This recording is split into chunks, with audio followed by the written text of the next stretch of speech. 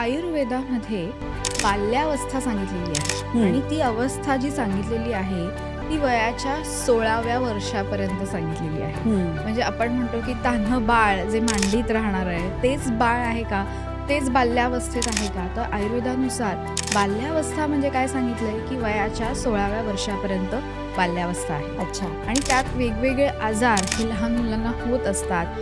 पण त्यावर आयुर्वेदानुसार काश्यप संहितेमध्ये त्या मुलांची प्रकृती कशी असते, त्यांना कोणते आजार होतात, त्यावर आयुर्वेदिक चिकित्सा कोणती करावी ह्याचा पूर्णतः उल्लेख आलेला आहे. अच्छा. सो त्याप्रमाणे आयुर्वेदात काही कल्प, काही औषधं बनवली गेली आहेत की ज्याचा वापर आपण लहान मुलांसाठी पण करू शकतो. पण औषधांचा वापर हा नेहमी वैद्यांच्या सल्ल्यानुसारच करणं आवश्यक असतं. पण काही जे घरगुती उपाय आहेत ते मात्र आपण ह्या लहान मुलांसाठी आयुर्वेदानुसार नक्की वापरू शकतो.